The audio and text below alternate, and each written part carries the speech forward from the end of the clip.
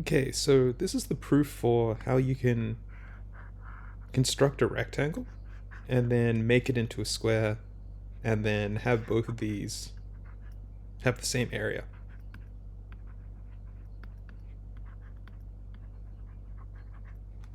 And it's not just that you construct them, it's that you construct them using this particular set of tools, just two tools. The first is what we can call a straight edge. So it's like a ruler, but if it just didn't have the lines on it, so it just gives you the ability to draw straight lines. It's what it says it is. It's just a straight edge. And then also a protractor, which is one of these things where you can set a width and then have a drawing implement on this side and then rotate it around. And it gives you a circle, or it gives you sections of a circle, because you don't need to have this pressed down the whole way. So you could go part of the way around, leave it off, do a little more maybe, a little more, or nothing, nothing, nothing, just a little bit. And the way that I'm going to do this proof for that you can use this and use this in a particular way to turn this into this is, first of all, I'll just do it, and then we'll verify that what I did actually worked.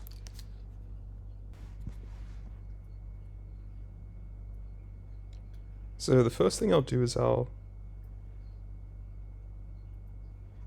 construct our rectangle and construct our square.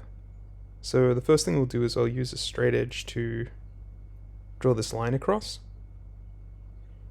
And then if we start here and use our compass to draw a circle around, we can draw a section that goes like this. And then on this end, if we draw it around,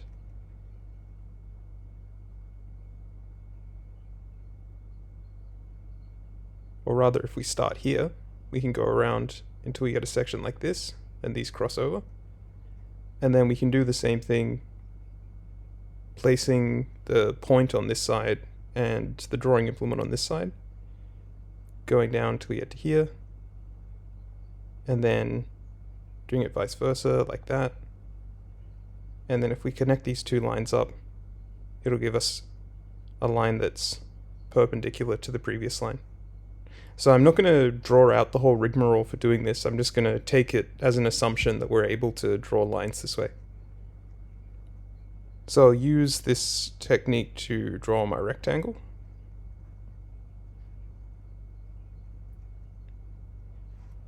And then from this rectangle, we'll be able to construct our square. So we'll draw a line that goes up like this. And then we'll sweep out a circle like this. It goes to here.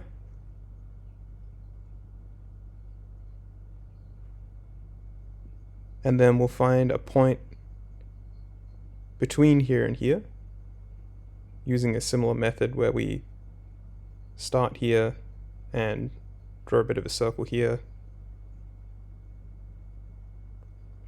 and then start on this side and draw a bit of a circle as well, and end up with something like that. And then do the same on this side, drop it down and get this midpoint.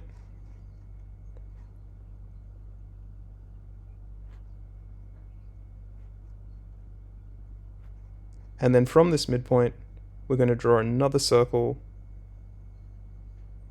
around like this until we get to about here. We'll make a triangle down to here.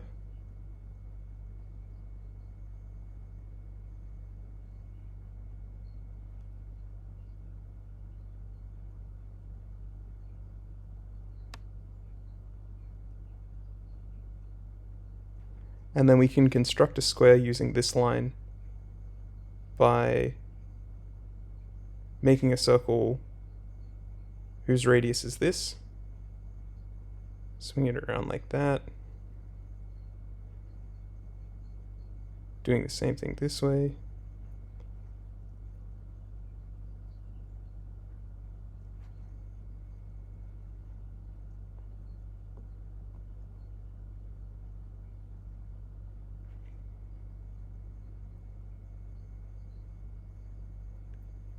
going from here and ending up with our square. So to prove that this actually worked, I need to show that the area of this rectangle has the same area as this square. And we can do that using a few steps. So I think the first thing I'll do is I'll just start labeling. So let's call this, for example, B, A, C, D, and E. And we can see that this bit here is also going to be C because it's the radius of the same circle. Okay. So for the area of the square, we have B squared.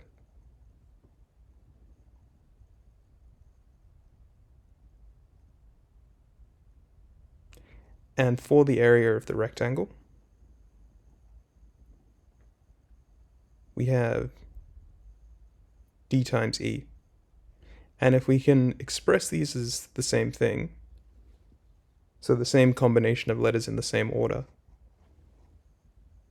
we'll know that this shape has the same area as this shape.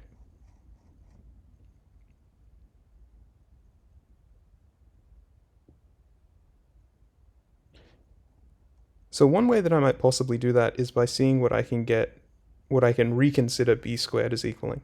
So it looks to me like we have a situation where A squared plus B squared equals C squared by Pythagoras' theorem, which means that B squared equals C squared minus A squared. Now if I can re-express D and E in terms of C and A, and I get the same result, then we'll know that these two shapes are equal in area.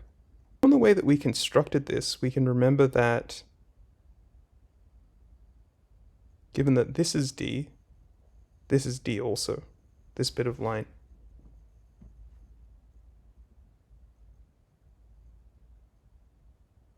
And we can see that if C is equal to A plus D,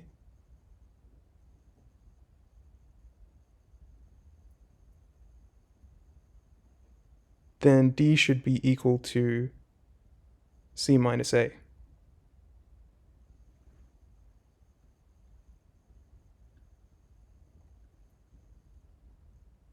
So I'll just make a little note of that. And then I'll see if there's any other ways that we could think about what E is. So it looks to me like E is C plus A. And let's see what happens if we multiply this out. So we have C squared plus AC minus AC minus A squared. So these cancel each other out, and we end up with C squared minus A squared. And we noticed before that B squared equals C squared minus A squared. So we actually have it now that the area of the square must be equal to the area of the rectangle. So it shows that this method of taking a rectangle and making it into a square with the same area as the original rectangle must work.